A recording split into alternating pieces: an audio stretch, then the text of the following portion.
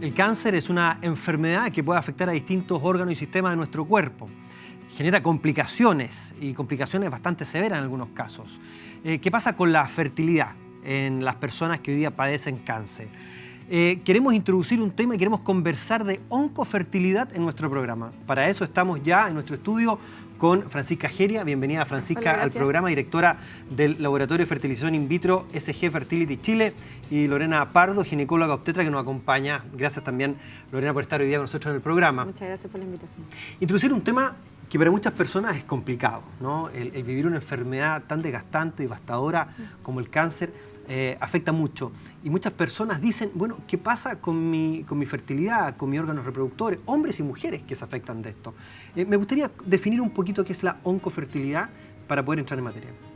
Sí, bueno, el tema de la oncofertilidad es un programa que está, o un área que está pensada para ofrecer a las pacientes, o puede ser hombres y mujeres en general, la posibilidad de fertilidad después de ese tratamiento por un cáncer. Correcto.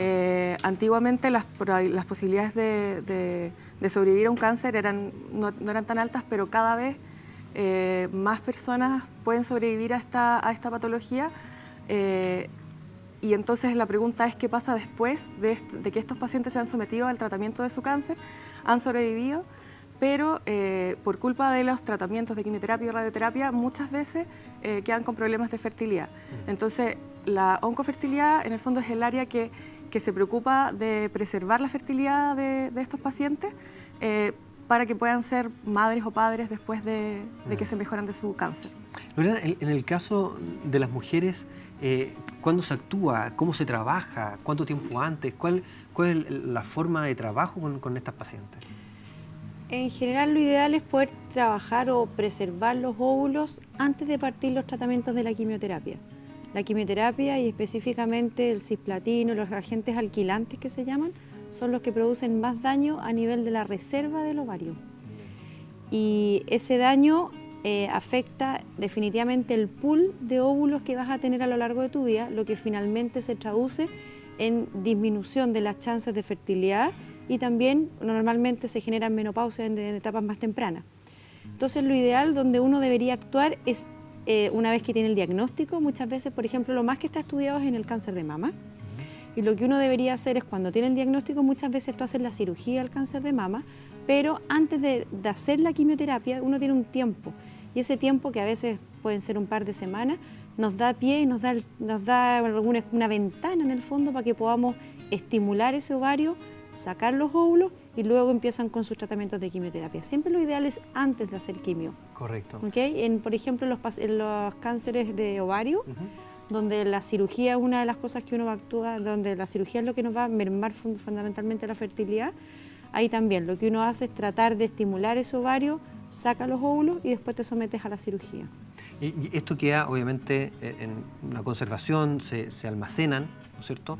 Y eso, me imagino, hay un banco de almacenaje que permite esto mantenerlo por años. Sí, lo que pasa es que cuando hablamos de oncofertilidad estamos hablando en el fondo de congelar, de criopreservar los gametos o las células sexuales. Claro. Espermatozoides u óvulos en el caso de la mujer. Y cuando uno los criopreserva, esa es la palabra técnica de la congelación, estas células pueden ser mantenidas por todos los años, virtualmente por toda la vida, si fuera necesario, porque se criopreserva en tanques de nitrógeno líquido. El nitrógeno líquido está a menos 196 grados Celsius, y por lo tanto toda la actividad celular se detiene, y esas células se preservan hasta que uno necesita descongelarlas.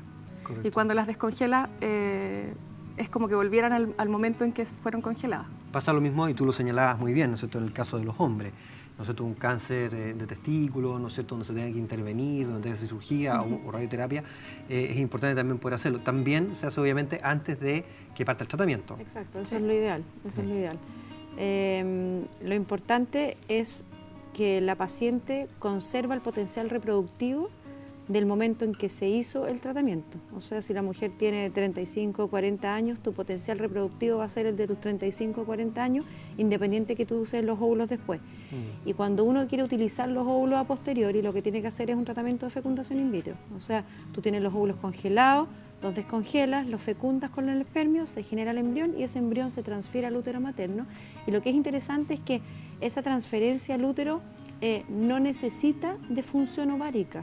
O sea, Sí. tú puedes tener una mujer en menopausia, que haya generado una menopausia, puede haber sido natural o secundaria a la quimioterapia, y tú puedes transferir exactamente igual ese embrión y puedes gestar de la misma manera que una mujer que tiene función ovárica. Lo importante señalar en esto también es que el útero debe estar en buenas condiciones, ¿no es cierto?, Sí. como para poder Sí. alojar el embrión, digamos, Sí. que esto también es una condición, me imagino, Es una que también hay que condición. plantear. En el fondo ahí lo que más se afecta es cuando tienes radioterapia pélvica. Exacto. La radioterapia pélvica es la que afecta fundamentalmente la función del útero. Lo que sí se ha visto en los estudios es que tienes más tasas de pérdida, más tasas de partos prematuros, pero gestaciones a término también. Correcto. O sea, sí se ve un poco mermado, pero las gestaciones también. En el tema, por ejemplo, de los espermios, ¿no es cierto?, el hombre puede congelar su espermio y tiene una cantidad de millones de espermatozoides. En la mujer, ¿cuántos óvulos? ¿Cómo es? 1, 2, 3, para que la gente entienda bien clarito los que se pueden almacenar o guardar. Te voy a hacer una explicación así un poco global de Ya. cómo es la fisiología del ovario. Las mujeres nacemos con una cantidad de óvulos que se van gastando a lo largo de la vida.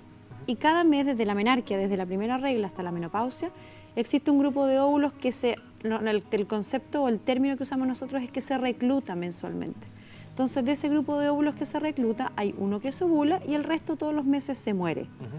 Cuando uno hace una estimulación del ovario, lo que hace es dar hormonas, que son las mismas que da el cerebro para que exista la función de ovulación, pero en dosis más alta, cuyo objetivo es aumentar o que todos estos óvulos que se iban a morir ese mes puedan crecer en forma simultánea y los puedas obtener.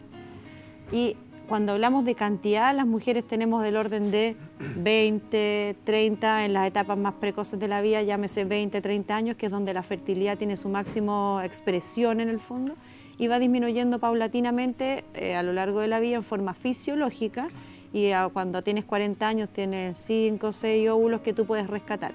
Siempre lo ideal es rescatarlo lo más precoz posible. En este contexto, claro, lo estamos viendo en un contexto de una patología, pero en un contexto social también, si tienes que rescatar óvulos, te conviene rescatarlos siempre lo antes posible, porque vas a lograr óvulos mayor número y de mejor calidad. Sí, a propósito de lo que tú mencionabas, Lorena, también es un tema que se está dando y se ha dado en el transcurso del tiempo, y ustedes a lo mejor pueden dar fe de aquello, ¿no?, que los embarazos se están postergando, cada vez tenemos embarazos más tardíos en las mujeres, y muchas de ellas están, ¿no es cierto?, privilegiando esta vía también de almacenar los óvulos. También o sea, es una alternativa terapéutica, es una alternativa de fertilidad futura importante para pacientes que tienen cáncer hoy día, absolutamente, y qué bueno que exista, pero también es una alternativa bastante viable para muchas mujeres que hoy día están retrasando su maternidad también. De hecho, el retraso de la maternidad hoy por hoy es una de las causas más importantes de infertilidad. Y la preservación de fertilidad, que es lo que se llama este término, que sería preservación de fertilidad por causa médica, que era originalmente, y esto se llama preservación de fertilidad por causa social. Y claro, es una cosa que cada vez va a ir aumentando en forma muy importante. O sea, el retraso, antiguamente las parejas tenían los primeros hijos 25, 26 años, y eso actualmente es como 30, 31.